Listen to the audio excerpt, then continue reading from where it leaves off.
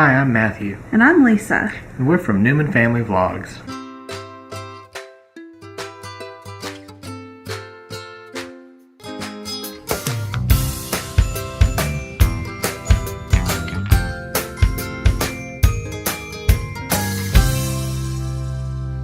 In this video, we're going to be discussing issues that we've had with infertility and other things relating to childbirth.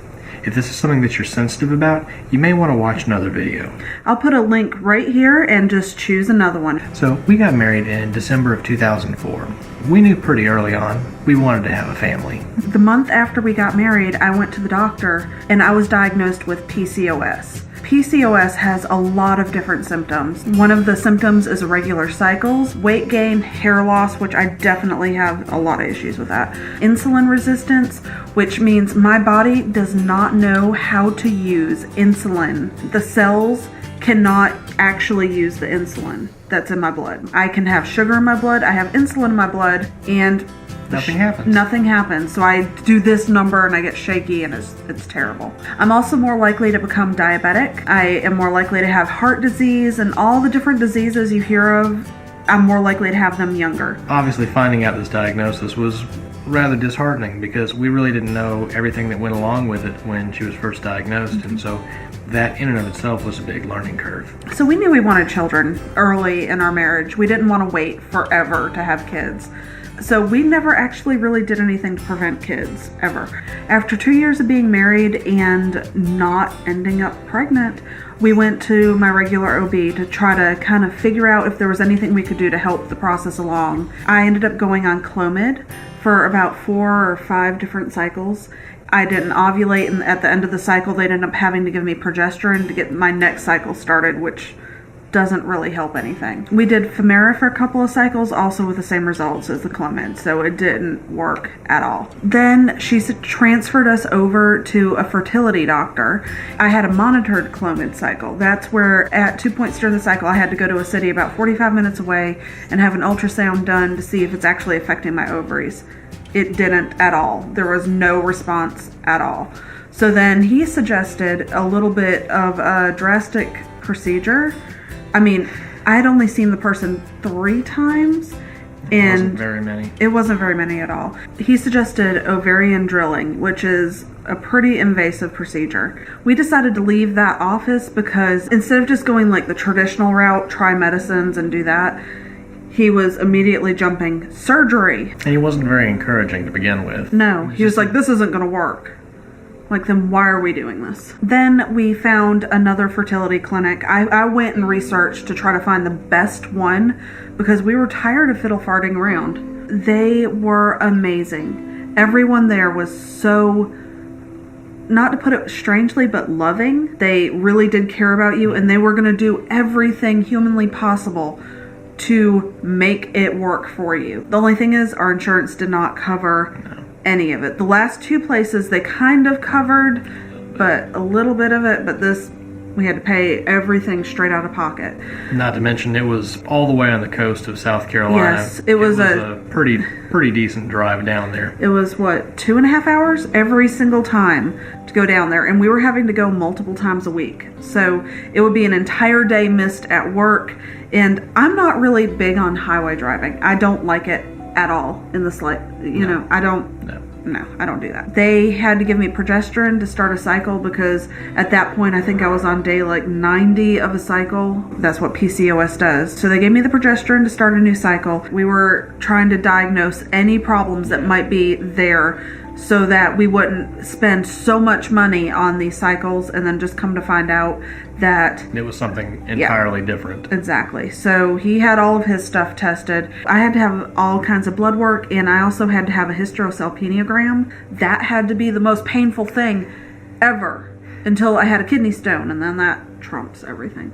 But that hurt so bad. One of my tubes was indeed blocked, but they didn't think that was really the cause of why we weren't getting pregnant, because I was never ovulating. So you can't get pregnant unless you have the egg. But then after that cycle, they ended up having to give me the progesterone again to start the next cycle. And we ended up doing injectable fertility medicine. I was doing Follistim, also was taking pill form of Femera, and we had to do a trigger shot. So every day I had to give myself shots, 2 or 3 shots a day, to try to get my ovaries actually working. And then on day 3, I had to start taking Famarin. I think I took it for 5 days. I'm not sure. I can't remember. And then on day about 8 or 9, they started me coming to them every other day, I want to say, for I think 2 weeks, because they were monitoring my ovaries. So I had to go down there and I'd have an ultrasound to see how many eggs were forming.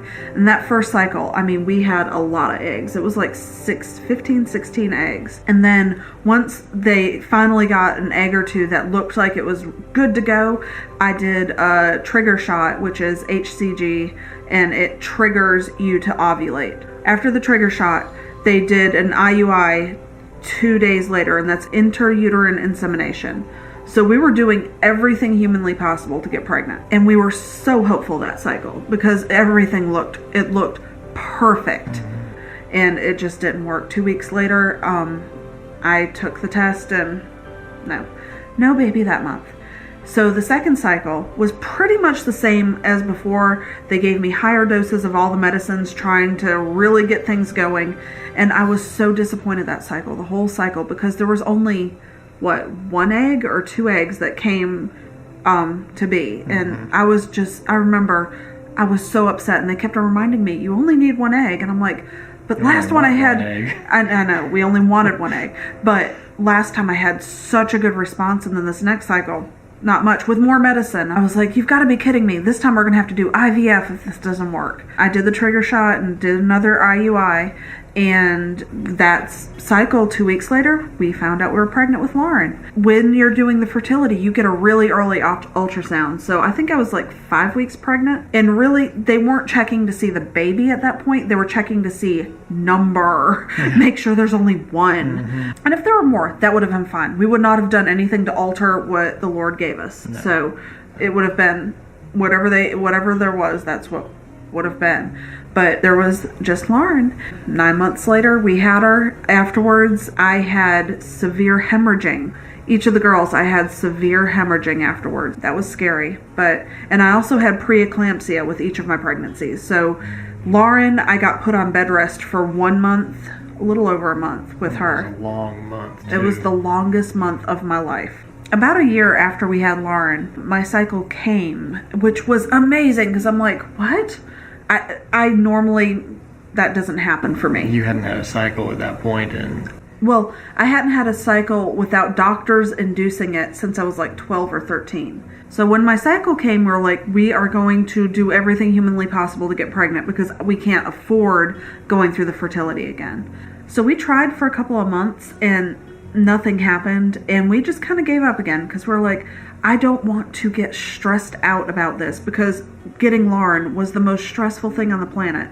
And we had decided, that's fine, we'll just have 1 kid. We were happy with just having Lauren. And if that's what God wanted us to have, we decided that's what we were going to have. Yes. We weren't going to push it. We figured whatever the Lord wanted us to have, that's what we'd have.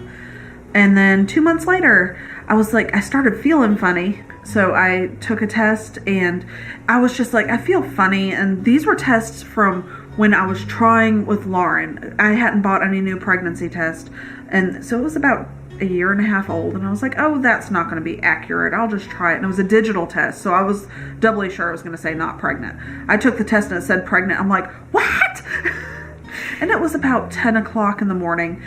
And I called Matthew. I was like, Matthew, I think I might be pregnant. Go get more pregnancy tests right now. He's like, what? Lauren, I also told him I was pregnant over the phone. Because it was such wait. I could not wait. I was like, really? It was bad.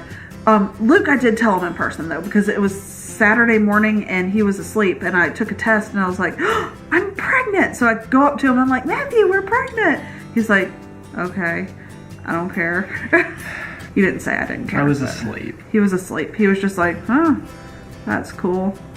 Good job. I was like, thanks. Pat myself on the back. I did good. So Olivia, again, I had the preeclampsia with her and all the same issues. I hemorrhaged with her when I had her also. So that was kind of scary. Olivia's when I had her, I hemorrhaged a lot worse. It was really, really bad. Yeah. I knew that it was bad. And I was with Olivia when they were cleaning her up in the back, and the nurse comes to me and says, "You need to come back to your wife right now." Yeah. And I had never seen Lisa looking that pale, and the doctors were huddled in the corner discussing what to do, and it was very frightening. Yes, it was terrifying.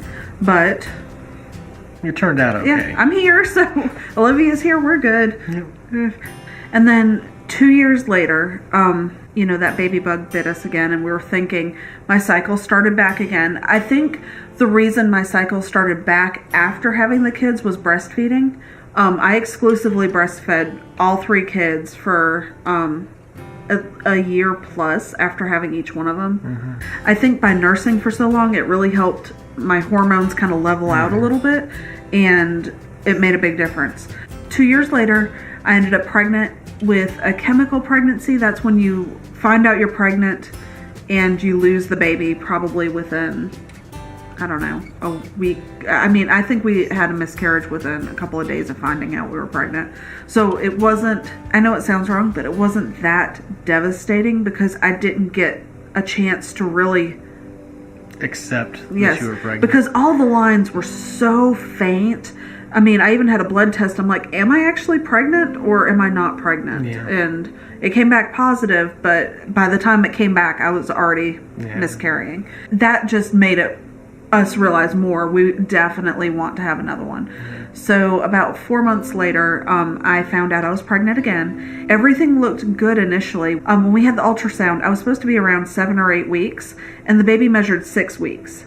I was positive on the dates. I knew when I ovulated. So there was no way I could be that far off. Yeah, it was really off.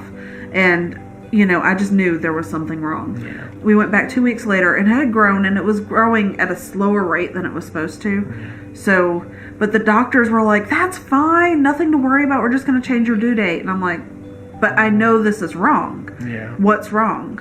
I wish they had just said something, because I think they knew where it was going.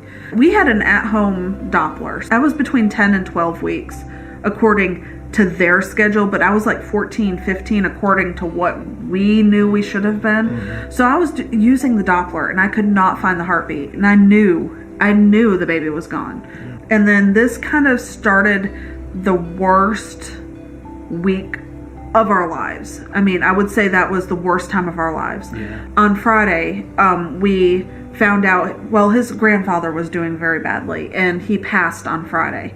At the same time, Lauren had a severe stomach virus. She was just vomiting and having diarrhea continuously. It was so bad. Uncontrollably. Yes. And Lauren also had issues with weight gain. She was 4 years old, and she only weighed like 28, 29 pounds.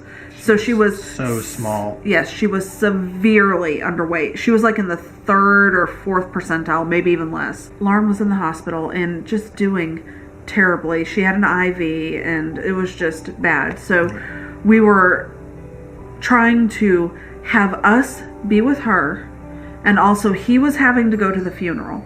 And I mean, it was just a terrible time for the family. And then you started bleeding. I had a little bit of spotting, and I was like, my doctor's office is also in the hospital campus. So I was like, I'm just going to make an appointment. I'm already here. I might as well just walk over there and find out what's going on. So I went over there. I had all the normal stuff, blood pressure and all that was fine. And then while I was waiting, Matthew, he was actually leaving the funeral. So he leaving the graveside. Yes, and he was supposed to go back to the family with the family afterwards, but I was like, I really kind of need you here. I have a feeling this isn't going to be pretty. And they did the Doppler on my belly, and they're like, oh, it's totally normal at this point not to hear a heartbeat. And I'm like, no, I'm telling you, the baby's gone. I knew it. And they're like, no, don't worry about it. But we went back and did an ultrasound, and I'm like, the baby doesn't have a heartbeat. And the ultrasound techs in our area are not allowed to give you any information at all. But I mean, you could look and see there was no heartbeat. I mean, we knew what we were looking at. Yes, I mean, we've already had 2 kids, we knew. So they did that, and then they were like, well, we're just going to look at your ovary and make sure you have blood flowing to your ovary. And when they said that initially, I was like, what are they looking at my ovary for? It's not like my ovary's dead. In retrospect, they were pointing it at the ovary, but the baby was here, so they were seeing if there was blood flowing to the baby. It worked at the time, though, because I wasn't stressing out as much, so. But in retrospect, that's what they were doing. I didn't realize that until months later. The baby had stopped growing, I think, right after the last ultrasound we had. I think within that next day it died. We had what was called a missed miscarriage. That means the baby passed away, but my body wasn't doing anything to end the pregnancy, I guess is the way to word it. I don't know how to word it.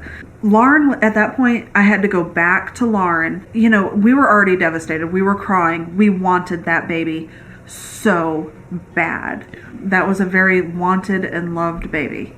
Don't think that it was a, accidental pregnancy or anything. We wanted this baby. So we were walking back go up to Lauren, and the most devastating moment ever happened. Wouldn't you call that? It was hard to realize that the baby was gone. One of the things they do in our hospital that we thought was so cute when we first in there was anytime there's a birth in the women's center, they play a little lullaby over the PA. But as we walked through the doors to go see Lauren, who was in the hospital after finding out that we had had a miscarriage, they played the chime, and the timing of it couldn't really have been worse. Yes, it was terrible. And that's not to take away from the joy of the person that got to play that chime for their child, but for us it really hurt. Yes, because I'm like, that should be coming for us, and now we felt so hopeless. It was just the worst timing. But when that chime went off, it was terrible. Yeah. And we vowed that we would never, ever play that chime. Feeling that moment of devastation, I could never cause that for somebody else, and I could never find joy in that again. Yeah. Even if somebody were just going through fertility issues, or if they had a miscarriage or something, it's just no, never again. Yeah. I will never again play that. So I ended up having to have a D&C because my body was not doing anything to move on from the baby passing. Those next few weeks were probably the hardest weeks of our life. I would say very solidly I went into a depression, wouldn't you? Yeah, I think we both did. After the D&C, I ended up with a uterine infection. So I was on antibiotics for 2 months to try to get that cleared up. And as soon as we got the green light, we decided to try to conceive again. We knew at that point we wanted another baby. The first month that we could, we conceived, and now we have Luke. One of the things for me, for part of my healing, I needed to be pregnant again before the due date of the baby we lost. I know that sounds crazy, but I did not want to hit that due date and not have a joyful thing coming. I needed that for the healing. So 9 months later, we had Luke, and with him, didn't hemorrhage. Because I went in there telling them, I am going to hemorrhage, it's going to be bad, please be ready. Some of the doctors coming in even said to other doctors in there, this is the one that bleeds so bad. Yes. I'm like, ooh, I'm known. Yeah. That's great. Nothing. Nope. Nothing at all. And here we are now with 3 children. And I don't know that we've actually decided if we want to have more kids or not. We could have one more. Yeah, I think part of us really wants one more. But we could also be done. Yeah, we could also be done. But I kind of want... Yeah, I mean, we're to the point where we're okay if we only have 3 kids. Mm-hmm. But it'd be fun to have one more. So what do you do? Yeah, I know. Lauren wants us to have another one. Yes, Lauren begs every day, Mommy, just one more. I mean, what's one more? It's kind of like potato chip. What's one more? If there's any decision to be made, it's that we're not going to try and make one way or the other happen. Infertility is a problem that a lot of people struggle with, and sometimes they don't talk about. But we've found that being able to share our experiences with it and talk with others that have gone through the same journey has been informative and therapeutic to a certain extent. both the infertility and things like miscarriage that we went through. They're all very deeply personal things. Well, guys, we're glad you could join us today. Hope you've given you a better picture, a little bit of just kind of what our life has been like. If you've enjoyed this video, please give us a thumbs up. And if you're not already a subscriber, we'd love for you to join us. Hit that red subscribe button. Goodbye. Goodbye.